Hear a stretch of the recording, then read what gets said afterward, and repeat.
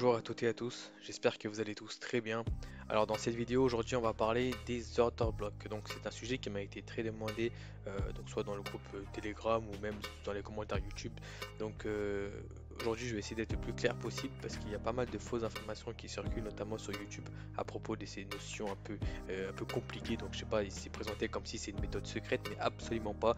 Donc c'est d'ailleurs pourquoi j'ai pas fait de vidéo là-dessus auparavant, parce que pour moi le plus important c'est de maîtriser les zones de supply, les zones de demand. Donc après tout ce qui est order block, les POI, etc. c'est juste une manière de raffiner votre zone d'attaque. D'accord. Bon, de toute façon je vais aborder ça tout à l'heure. Vous allez voir que il n'y a rien de sorcier, vous allez comprendre ça vraiment de manière simple. D'accord.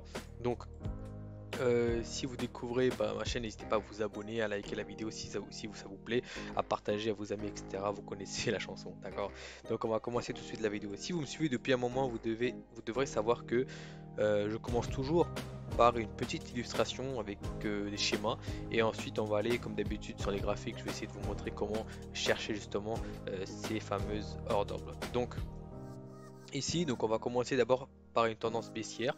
Donc alors on va essayer d'abord de contextualiser ce schéma là. Donc on va partir du principe qu'on est sur une tendance baissière. Donc on a donc des hauts, on a donc ah mince, voilà, des hauts de plus en plus bas et des bas de plus en plus bas. D'accord. Donc ici on peut clairement voir qu'on a dans une tendance baissière. Ici, donc si vous avez vu ma vidéo sur les zones de supply, les zones de demand, vous devrez comprendre que nous on s'intéresse à la zone de demand ou de supply. Donc ici en l'occurrence ça va être une zone de supply qui a permis de casser la structure. D'accord. Donc ici la structure elle se trouve où? Elle se trouve juste là. D'accord. Donc là on va dire que ça c'était une structure majeure. Donc une structure majeure qui a été cassée par quoi? Par cette zone de supply qui se trouve ici.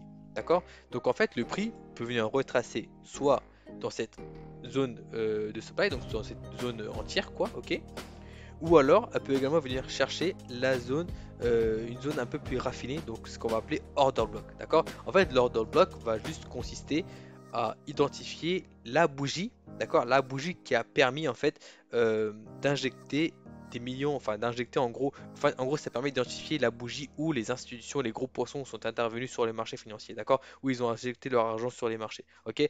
Donc en fait ce qu'il faut savoir c'est que le prix ne retrace pas toujours sur ces zones d'order block, ok. Donc en fait order block ou même POI, donc en gros POI c'est simplement une zone, donc point of interest, donc c'est la zone, on va dire la zone d'attaque, la zone où on va attendre le retracement, on va attendre le prix pour vendre le marché, dans cet exemple là, ok. En fait le prix ne va pas toujours venir retracer sur votre order block. Ce qu'il faut savoir c'est que le prix va toujours chercher en fait la liquidité, d'accord, et non votre zone d'attaque, donc soit votre order block, soit votre PY, peu importe, d'accord. En fait, le prix va toujours aller chercher les liquidités avant tout. Le marché évolue grâce à la liquidité, d'accord. Donc ici, placez-vous d'abord dans un point de vue un peu trader retail, ok, donc trader uniquement avec des traders qui tradent avec les résistances support, ok, on va abréger ça comme ça, d'accord. Donc ici, qu'est-ce qui se passe? On peut voir que tout simplement ici, on a identifié une zone de support, d'accord.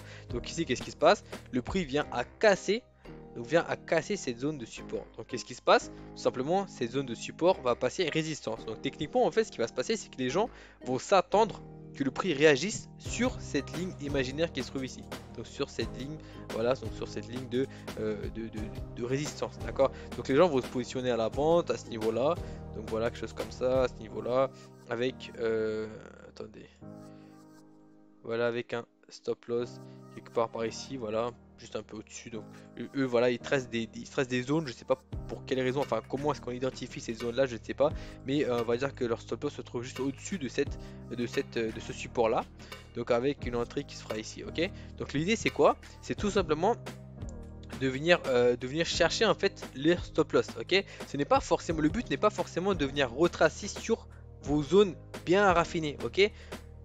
Ça n'a aucun intérêt, réfléchissez bien. Si le prix vient à chercher leur stop loss, pourquoi est-ce que le prix devrait venir retracer ici?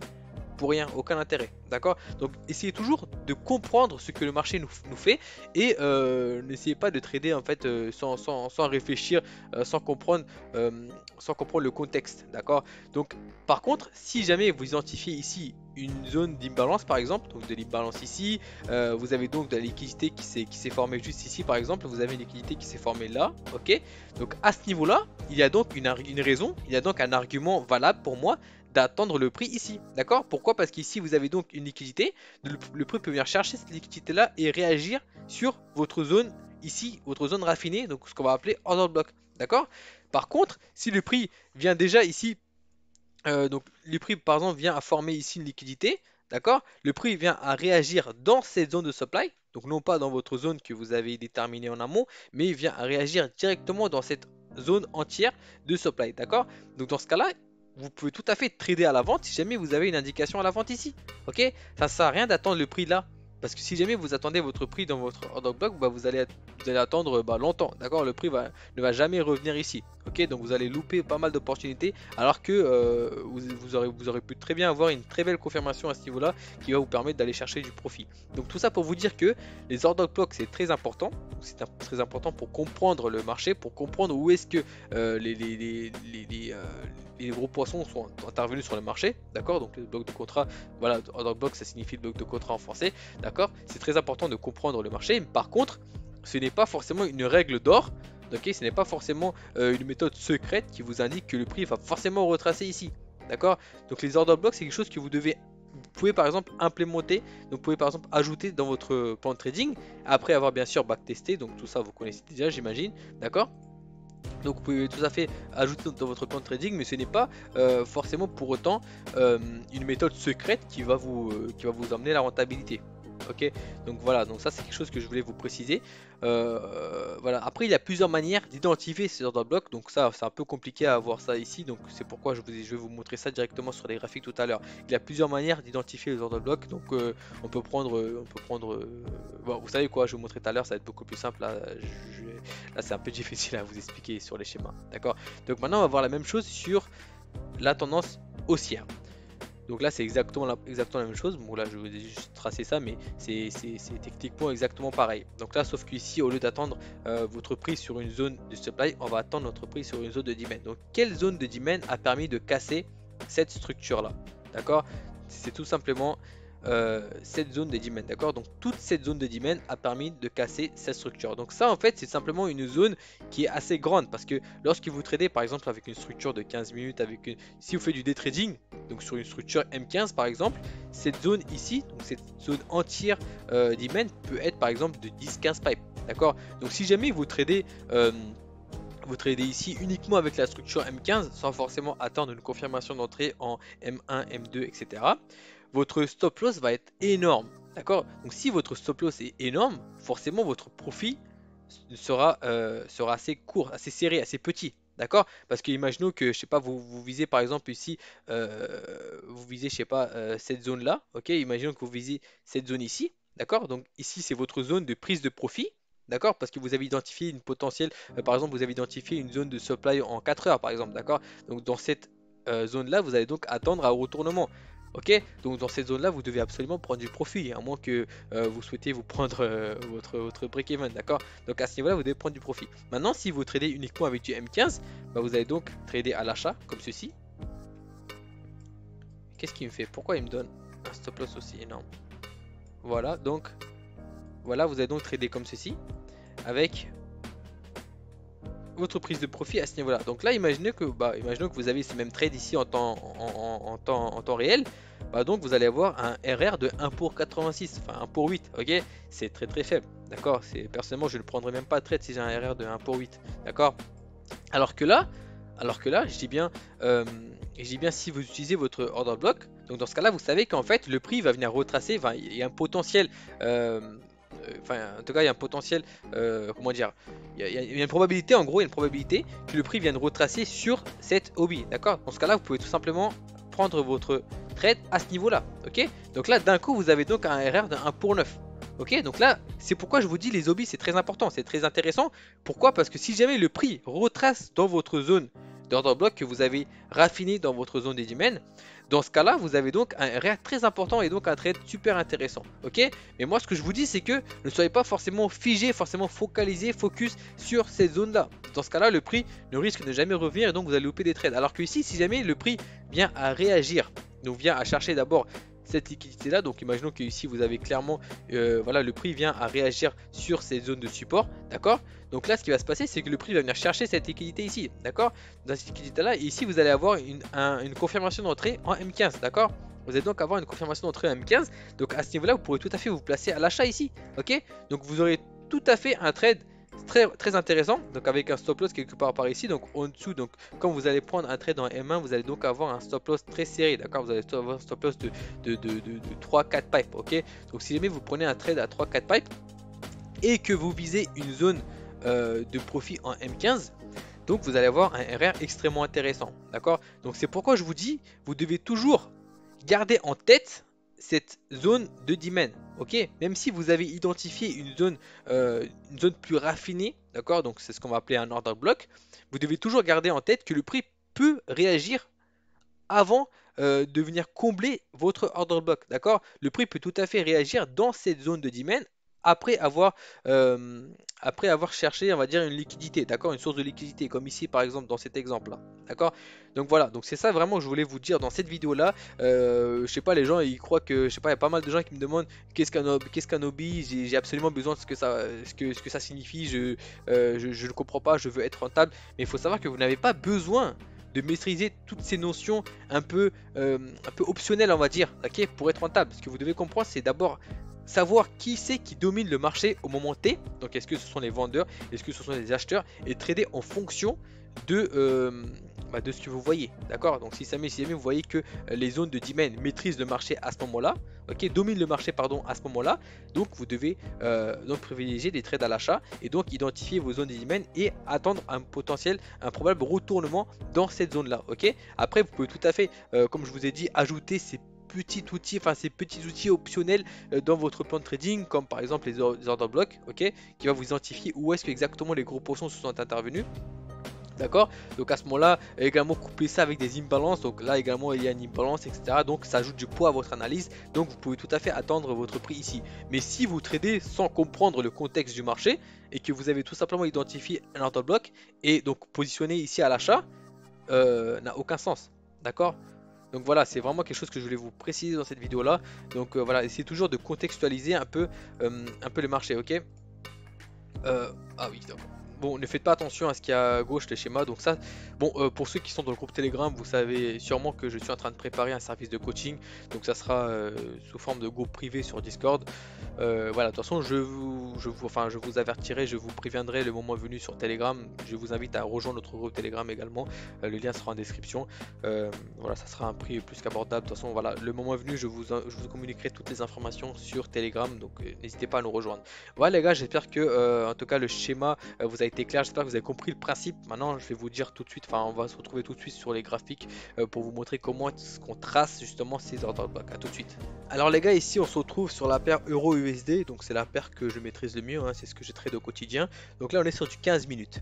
Donc là en fait on va pas vraiment essayer de comprendre ce qui s'est passé dans le passé, d'accord. Parce que là j'imagine que, bon rapidement, hein, j'imagine qu'on a eu une énorme impulsion et ensuite on s'attendait ici, on s'apprêtait à trader le pullback, d'accord. Donc le pullback baissier avant d'acheter le marché. Bon là on va pas uniquement, enfin on va pas vraiment regarder ça. Donc là nous on va regarder quoi? On va uniquement s'intéresser sur cette partie du graphique. Donc là en fait ce qui s'est passé, c'est que on a eu une énorme impulsion ici, donc une énorme impulsion interne baissière, d'accord. Donc à ce niveau là on peut dire que les vendeurs ont pris le contrôle du marché, d'accord. Tout comme ici, on peut voir qu'ici on a eu une énorme impulsion baissière et ensuite le prix a retracé sur ce niveau là. Bon là on va pas regarder ici, on va uniquement se focaliser là-dessus. Donc là on peut voir que les vendeurs ont pris le contrôle du marché, ok. Maintenant on va voir quelle bougie, ok, quelle bougie a permis cette impulsion. Où est-ce que les gros poissons se sont placés pour justement pour vendre le marché comme ceci? C'est tout simplement cette bougie là, d'accord. Cette bougie qui se trouve juste ici. Donc on va mettre ça en orange, tiens, ok, en orange, tac, voilà. Donc c'est à ce niveau là où les instructions sont placées. Donc en fait, techniquement, on doit donc attendre le prix ici. Ok? Donc ça, c'est la première manière de faire. Il y a également une deuxième manière de faire. En fait, on n'est pas forcément obligé de d'attendre le prix. Attendez, on n'est pas obligé de... Parce que moi, je ne veux pas de contour, de bordure, je veux dire. Voilà.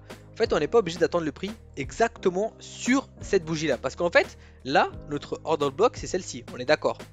Donc maintenant, il y a également une autre manière de d'affiner notre POI, donc notre order block. C'est simplement de prendre également cette bougie-là. Donc également de prendre la bougie plus 1, ok? Donc la bougie ici, elle est tout simplement, c'est l'order block, ok? On peut également prendre cette bougie qui se trouve ici, donc la bougie qui précède l'order block. Parce qu'en fait, si on attend le prix ici, c'est fort probable que le prix ne retrace pas forcément ici, d'accord? Le prix peut tout à fait venir retracer dans cette zone de supply avant de continuer sa tendance baissière, d'accord? Donc ici, nous avons donc une zone B. Donc je sais pas, on va mettre ça en vert. Ok, donc on va également prendre la mèche qui se trouve ici, puis toute la bougie qui précède. Donc si jamais cette bougie-là, s'arrête ici, on va donc raffiner ça comme ici, ok, comme ceci. Donc là, comme cette bougie est assez grande, du coup on va raffiner de cette manière. Voilà. Donc là, attendez, je vais mettre ça premier plan. Donc cette zone-là, en fait, c'est la zone A. Donc il y a donc une première zone A qui se trouve ici.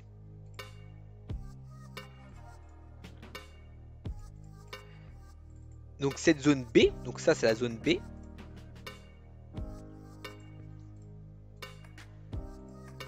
Bon, on va mettre à l'intérieur. Ok, ça c'est la zone B. Maintenant, ce que vous devez comprendre, c'est qu'il y a également une zone C. Qu'est-ce que je vous ai présenté tout à l'heure dans le schéma? Dans le schéma, je vous ai montré une zone de supply entière, d'accord? Donc toute la zone de supply. La zone de supply, elle se trouve où?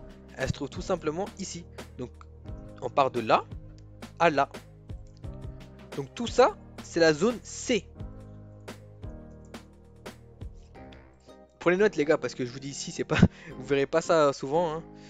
Vous verrez pas ça souvent. Je pense même que, je sais même pas s'il y a des gens qui ont présenté ça sur YouTube. Bon, moi j'ai appris ça à l'époque, hein. Donc prenez vraiment note et surtout n'hésitez pas à liker la vidéo si ça vous plaît. Voilà, donc ça c'est la zone C. Bon, les couleurs c'est pas très clair, bon c'est pas grave. Ok, l'essentiel c'est que vous comprenez un peu le principe. Donc ça c'est la zone C.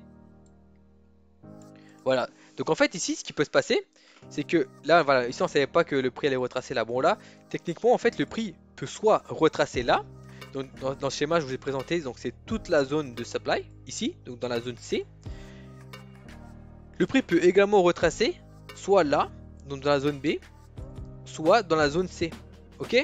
Il y a donc trois zones d'attaque techniquement. Bon, moi quand je trade personnellement, je ne prends pas en compte la zone B. Ok? Moi la zone B, je m'en passe. Parce que moi, ce qui compte, c'est tout simplement l'entièreté, donc la zone de supply entière qui se trouve ici, donc la zone C, et la zone A. D'accord? Donc moi, en fait, la zone B, on peut s'en passer parce que techniquement, on attend une réaction soit dans l'order block qui se trouve ici. Donc c'est également, bon, l'order block peut être la zone soit, enfin, l'order block en fait peut être soit la zone A, soit la zone B. D'accord? Donc je bascule en 5 minutes ici. Donc voilà, la zone, en fait, en 5 minutes, bon, ici, ce n'est pas vraiment clair parce qu'on a une énorme impulsion baissière. Donc on peut voir clairement que les vendeurs ont pris la main.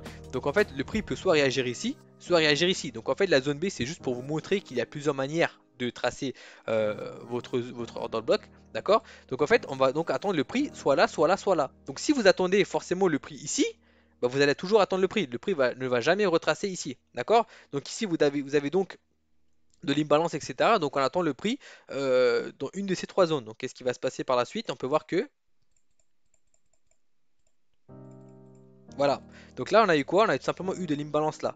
Là on a donc, pour ceux qui ont l'habitude de trader avec de l'imbalance, vous pouvez voir qu'ici on a eu de l'imbalance ici, d'accord? Donc voilà, là c'est pas vraiment clair parce que j'ai pas l'indicateur imbalance là ajouté ici. Donc du coup là vous avez clairement de l'imbalance là, d'accord? Donc le prix est venu chercher cette imbalance ici, combler cette imbalance avant de continuer sa tendance baissière, d'accord? Donc si jamais vous attendez le prix ici, bah, vous n'allez jamais trader, ok? Donc là en fait ce qui se passe c'est que le prix est arrivé dans ces zones. Donc si on bascule en une minute, bah là je pense pas qu'on aura suffisamment de data, mais si on bascule en une minute, bah, vous allez clairement avoir une inversion de structure ici, d'accord? Donc vous pouvez tout à fait vous placer à l'achat, à la vente pardon, à ce niveau là. D'accord? Donc tout ça pour vous dire que les order blocks, etc. c'est très important à comprendre, très important à voir comment est-ce qu'on trace les order blocks Mais vous devez être assez, on va dire, vous devez vous adapter, d'accord? Vous devez vous adapter en fonction de ce que fait le marché et ne pas être forcément figé sur une seule zone d'attaque, ok? Donc voilà. Donc je vais essayer de vous trouver d'autres exemples. Je sais pas s'il y a d'autres exemples. On va essayer de voir ça ensemble rapidement. Euh, tac. Donc le prix voilà revient à retracer à nouveau. Bon nous ce qui nous intéresse c'est uniquement cette partie là. Bon, je vais essayer de voir rapidement ici. Je pense que j'avais vu tout à l'heure. Hmm. Voyons.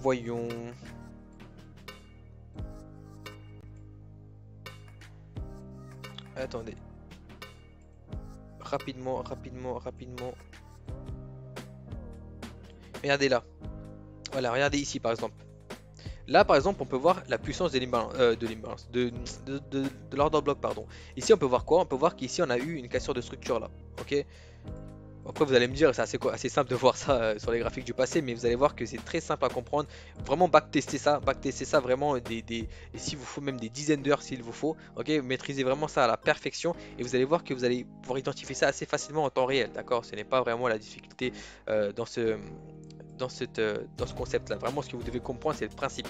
Là qu'est-ce qu'on peut voir? On peut voir qu'ici le prix est venu casser cette zone ici, cette structure pardon, d'accord. Donc là on va recommencer notre travail, donc on va tout simplement identifier les order blocks. Donc là on a donc premier order block qui se trouve ici, donc toute cette zone là. Donc ça c'est l'order block qui se trouve là, donc ça c'est la zone A. Ok, bon je vais pas noter ici encore une fois, peut-être pourquoi pas, oui, zone A, d'accord. On va également identifier la zone B. La zone B, c'est où? C'est tout simplement cette zone-là. Donc c'est la bougie pardon, qui suit. Donc, comme là, on n'est pas dans un trade à la vente, mais plutôt dans un trade à l'achat. Donc ici, c'est la zone, c'est pardon, la bougie qui suit cette bougie-là. D'accord? La bougie qui suit cette bougie-là, c'est cette bougie-là. Donc ça, c'est la zone B. Ok? Voilà. Et enfin, la zone C, c'est toute la zone de demand. Donc la zone de demand, elle se trouve là. De là à là. Et ça, c'est la zone C. Ok? Donc ici, ce qu'on nous doit attendre, on doit donc attendre un retournement de prix sur une de ces trois zones. Ok? Donc là, ce qui se passe, c'est que le prix vient très bien chercher ces zones pardon d'order block. Ok? Donc la zone A en l'occurrence. Pourquoi? Parce qu'on avait également eu de l'imbalance ici. Donc à ce niveau-là, il y a donc un argument. Il y a donc un argument à notre faveur, une confluence pour que le prix vienne retracer sur ces zones ici, donc sur la zone A, sur la zone d'order block, d'accord. Donc à ce niveau là, vous pourrez, là on est sur du 15 minutes, hein, d'accord. Donc lorsque le prix vient à retracer ici, vous pourrez tout à fait basculer en 1 minute, en 2 minutes, en 3 minutes sur le time frame où vous êtes à l'aise pour une confirmation d'entrée et tout à fait trader à l'achat et donc viser une zone plus haut, d'accord. Donc là vous aurez donc un super trade à l'achat avec un RR très intéressant. D'accord. Donc voilà les gars, j'espère que cette vidéo là vous aura plu. Vraiment j'espère que ça vous aura éclairci sur cette notion d'order block. Encore une fois j'espère que vous avez compris que le plus important c'est de savoir qui c'est qui domine le marché. Donc soit les demand, enfin soit les zones de demand, soit les zones de supply, donc soit les vendeurs, soit les acheteurs. Ok.